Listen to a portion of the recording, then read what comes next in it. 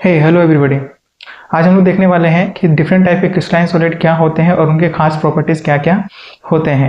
ये जो crystalline solid होते हैं उनको किस बेसिस पर क्लासिफाई किया गया है? On the basis of constituent particle, या फिर आप बोल सकते हो क्या कि कंस्टिट्यूएंट पार्टिकल कौन कौन से होते हैं उसके बेसिस पर, और उनके बीच किस तरह का फोर्स ऑफ अट्रैक्शन ऑपरेट कर रहा है इसके बेसिस पर इस क्रिस्टलाइन सॉलिड को टोटल 4 पार्ट में क्लासीफाई करा गया है। एक क्या है हमारे पास में मॉलिक्यूलर सॉलिड जिसको कि फर्दर फिर कितने पार्ट में क्लासीफाई करा गया है? 3 पार्ट में क्लासीफाई करा गया है।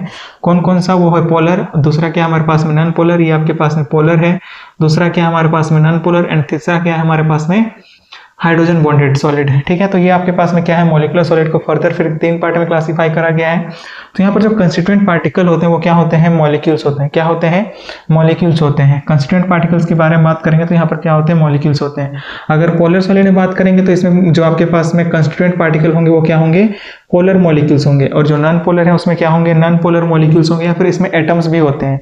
जो आपके पास में नोबेल गैसेस हैं जिसको कि हम लोगों ने ऑलरेडी एक लंबे मतलब बोल सकते हो क्या डिटेल में डिस्कस करा है। अगर आप वो वीडियो नहीं देखे हो तो मेरे प्लेलिस्ट में जाकर के देख सकते हो। ठीक है, नेक्स्ट क्या हमारे पास में? Hydrogen bonded solid. Hydrogen bonded solid यानी कि इसमें आपके पास में क्या होगा? हाइड्रोजन बॉन्डेड क्या होंगे? मॉलिक्यूल्स होंगे। अगर मेटेलिक सॉलिड में बात करेंगे तो मेटेलिक सॉलिड में क्या होते हैं? Positive ions. जो मेटल आयंस होते हैं, मेटल आयंस जिनका मेटल आयंस यानी कि मतलब बोल सकते हो क्या जो भी आपके पास में पॉजिटिवली चार्ज मेटल आयंस होता है, और इसके अलावा इसमें साथ में क्या होते हैं? सी ऑफ इलेक्ट्रॉन रहा होता है। ये दोनों ही क्या होते हैं?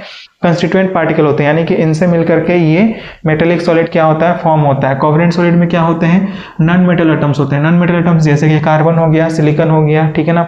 तो ये सब आपके पास में क्या होंगे? कोवेलेंट सॉलिड या फिर नेटवर्क सॉलिड। नेटवर्क सॉलिड नाम देने के पीछे का रीजन क्या है कि इनका जो 3 डायमेंशनल स्ट्रक्चर होता है वो नेटवर्क लाइक स्ट्रक्चर होता है, इसी वजह से इनको क्या कहा जाता है? नेटवर्क सॉलिड भी कहा जाता है। नेक्स्ट क्या है हमारे पास में? Ionic solid. उसमें जो आपके पास में कंस्टिट्यूएंट पार्टिकल होंगे वो क्या होंगे? कैटायन एंड एनायन होंगे। जो कैटायन और एनायन, कैटायन यानी कि जो पॉजिटिवली चार्ज बोल सकते हो क्या मेटल आयन, और एनायन क्या होगा आपके पास में? नॉन मेटल आयन होगा। तो ये आपके पास में क्या थे? Constituent particle. अब नेक्स्ट क्या हमारे पास में? नेक्स्ट है फोर्स ऑफ अट्रैक्शन जो कि ऑपरेट कर रहा होगा कंस्टिट्यूएंट पार्टिकल के बीच में। तो पोलर मॉलिक्यूल में जो आपके पास में फोर्स ऑफ अट्रैक्शन होता है वो क्या होता है? डाइपोल डाइपोल इंटरेक्शन होता है। अगर नॉन पोलर में बात करेंगे तो एलडीएफ होता है, या फिर डिस्पर्जन फोर्स ऑफ अट्रैक्शन भी कहा जाता है। London dispersion force of attraction इसमें रहा होता है। और हाइड्रोजन बॉन्डेड सॉलिड में क्या होता है? हाइड्रोजन बॉन्डिंग रही होती है। मेटेलिक सॉलिड में क्या होगा? मेटेलिक बॉन्ड होगा। और कोवेलेंट सॉलिड में क्या होगा? कोवेलेंट बॉन्ड होगा। अच्छा, कोवेलेंट बॉन्ड आपको अगर नहीं समझ में आती है तो कोवेलेंट बॉन्ड हम लोग किसको बोलते हैं? वैसा बॉन्ड जो कि शेयरिंग ऑफ इलेक्ट्रॉन से फॉर्म होता है उसको हम लोग क्या बोलते हैं? कोवेलेंट बॉन्ड बोलते हैं। क्या बोलते हैं? कोवेलेंट बॉन्ड, जिसको कि हम लोग डिटेल में डिस्कस करेंगे। डिफरेंट तरह के थियरीज जो दिए गए हैं इस कोवेलेंट बॉन्ड पर, उन सब के बारे में बात करेंगे केमिकल बॉन्डिंग वाले चैप्टर में। आयनिक सॉलिड क्या है हमारे पास में? आयनिक सॉलिड में क्या होगा हमारे पास में? जो फोर्स ऑफ अट्रैक्शन होगा वो कोलम्बिक या फिर इलेक्ट्रोस्टैटिक फोर्स ऑफ अट्रैक्शन रहा होगा। दरअसल जो अपोजिट चार्जेस है यहाँ पर होता है क्या हमारे पास में?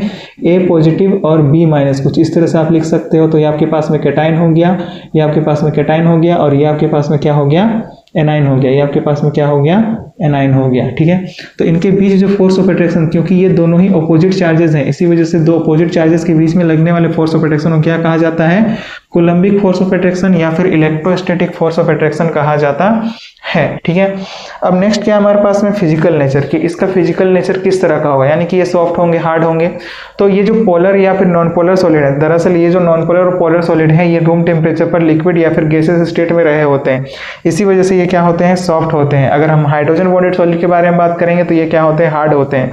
जैसे कि आप H2O वगैरह ले लो तो ये आपके पास में क्या होगा? हार्ड होगा। आइस फॉर्म के बारे में बात कर रहे हैं। ठीक है, मेटेलिक सॉलिड। अच्छा, और एक बात यहाँ पर और एक बात नोट करने वाली ये है कि हाइड्रोजन बॉन्ड किसको कहा जाता है?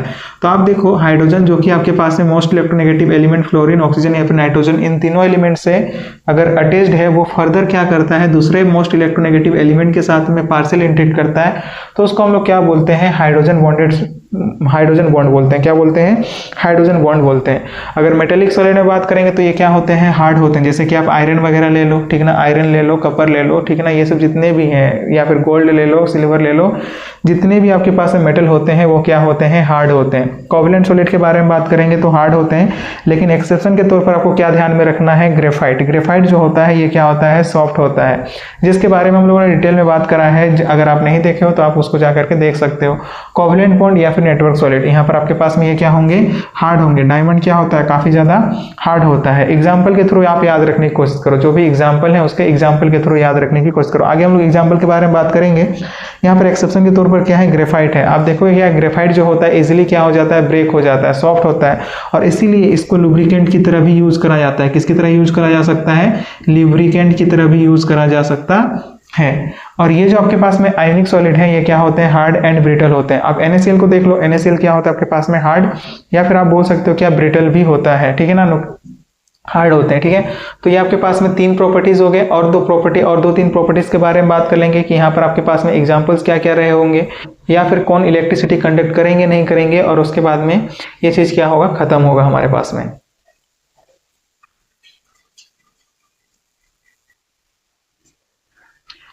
तो अब नेक्स्ट क्या है हमारे पास में, नेक्स्ट है उसका मेल्टिंग पॉइंट। अगर पोलर की बात करेंगे, इन तीनों में ही क्या आपके पास में जितने भी मॉलिक्यूलर सॉलिड होते हैं, इनका मेल्टिंग पॉइंट क्या होता है, काफी लो होता है। जो मेल्टिंग पॉइंट है, वो मेल्टिंग पॉइंट डिपेंड किस पर करता है, melting point is directly proportional to the force of attraction, क्योंकि यहाँ पर फोर्स ऑफ अट्रैक्शन जो है वो क्या होता है, बहुत ही कम होता है।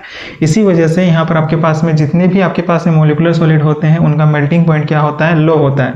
अगर इन तीनों में ही कंपैरिजन करा जाए तो सबसे ज्यादा जो मेल्टिंग पॉइंट का मेल्टिंग पॉइंट जो रहा होता है, वो किसका रहा होता है, हाइड्रोजन बॉन्डेड का सबसे ज्यादा रहा होगा। नेक्स्ट क्या होता है आपके पास में, पोलर वाले का ज्यादा होगा। फिर उसके बाद में क्या होगा आपके पास में, नॉन पोलर वाला, क्योंकि यहाँ पर किसी भी तरह का बॉन्ड का फॉर्मेशन नहीं होता है, इसी वजह से इसका मेल्टिंग पॉइंट क्या होता है, सबसे कम रहा होता है। ये रहा होता है आपके पास में ऑर्डर, ठीक ना। अगर हम लोग बात करेंगे तो हाइड्रोजन बॉन्डेड वाले का क्या होता है, सबसे ज्यादा होता है, क्योंकि यहाँ पर फोर्स ऑफ अट्रैक्शन क्या होगा, ज्यादा होगा। क्यों फोर्स ऑफ अट्रैक्शन क्यों ज्यादा होगा, क्योंकि यहाँ पर पोलरिटी जो है वो ज्यादा डेवलप हो रही होती है, due to the greater electronegativity difference. क्योंकि हाइड्रोजन और फ्लोरीन हो, चाहे ऑक्सीजन हो, चाहे नाइट्रोजन हो, इन सब के बीच में क्या होगा, ज्यादा इलेक्ट्रोनेगेटिविटी डिफरेंस होने की वजह से ज्यादा पोलरिटी डेवलप होगा, और ज्यादा पोलरिटी डेवलप होने की वजह से चार्जेस अच्छे आ रहे होंगे। ज्यादा चार्जेस आने की वजह से यहाँ पर फोर्स ऑफ अट्रैक्शन जो होगा वो क्या होगा, ज्यादा होगा। तो नेक्स्ट क्या हमारे पास है, मेटेलिक सॉलिड। मेटेलिक सॉलिड में अगर बात करेंगे तो मेटेलिक सॉलिड का क्या होगा आपके पास में, हाई होगा, ऑब्वियस सी बात है। यहाँ पर फोर्स ऑफ अट्रैक्शन क्या होता है, काफी ज्यादा स्ट्रॉन्ग होता है, इलेक्ट्रॉन, सी ऑफ इलेक्ट्रॉन, और जो आपके पास में आयंस होते हैं वो दोनों मतलब बोल सकते हो कि इलेक्ट्रॉन जो है दोनों को अट्रैक्टेड रखता है। जैसे कि हमारे पास में आयन Fe2+ है, यहाँ पर 2 इलेक्ट्रॉन रहे होंगे, जो कि आपके पास में मोबाइल इन नेचर रहे होते हैं, फ्री इन नेचर रहे होते हैं, ये इसको भी अट्रैक्ट कर रहा होगा और इधर से भी अट्रैक्ट कर रहा होगा, और इसी वजह से इस वाले बॉन्ड को हम लोग क्या बोलते हैं, मेटेलिक बॉन्ड बोलते हैं। क्या बोलते हैं, मेटेलिक बॉन्ड बोलते हैं, जो कि हम लोगों ने ऑलरेडी डिस्कस कर चुका है। तो ये मेटेलिक बॉन्ड होने की वजह से इनका मेल्टिंग पॉइंट जो है वो क्या होता है, काफी ज्यादा हाई होता है, क्योंकि यहाँ पर फोर्स ऑफ अट्रैक्शन जो है वो क्या होगा, हाई होगा।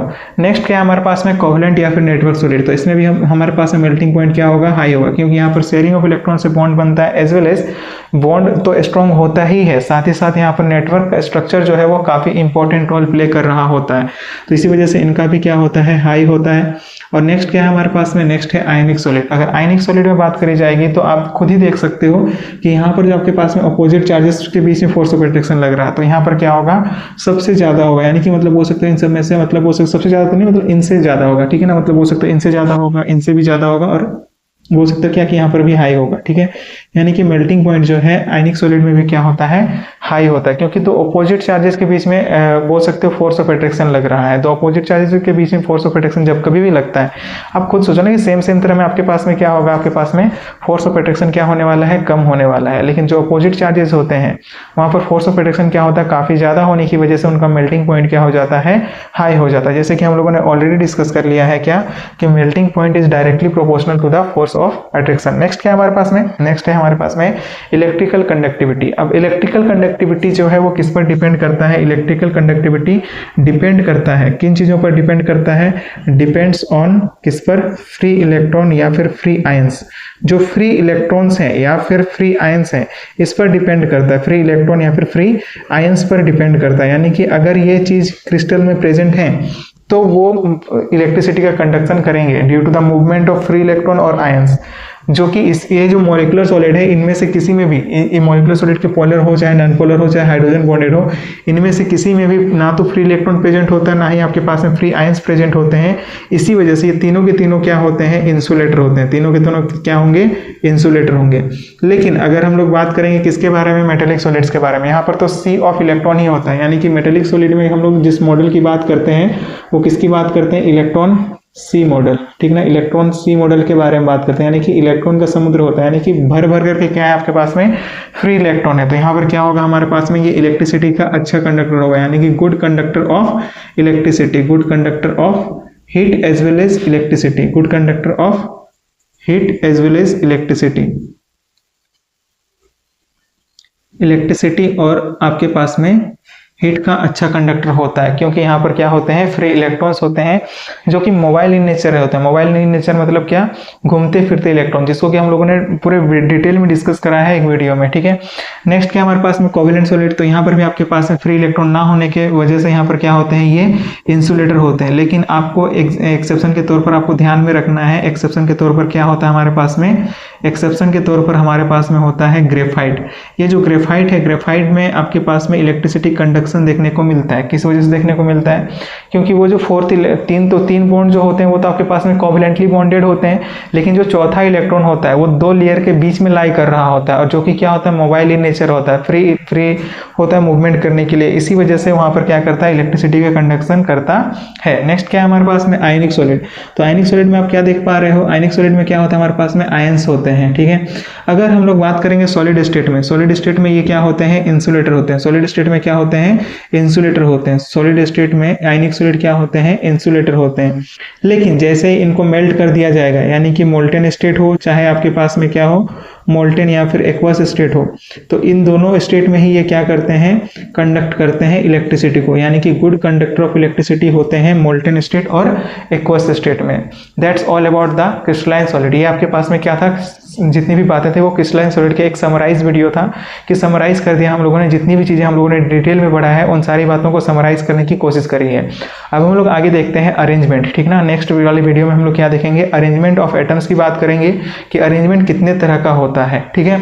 तो आज के लिए इतना ही। नेक्स्ट वीडियो में एक मिलते हैं कि जहां पर कि हम लोग ये बात करेंगे अरेंजमेंट किस तरह का होता है, क्योंकि उसी के बारे में हमें पढ़नी है, अरेंजमेंट के बारे में ही यहाँ पर हम लोग को डिस्कस करना होता है। तो हम लोग आगे डिस्कस करेंगे कि अरेंजमेंट किस तरह का रहा होता है, क्रिस्टल में अरेंजमेंट किस तरीके का रहा होता है। अभी के लिए थैंक यू, इतना ही, मिलते हैं नेक्स्ट वाले वीडियो में।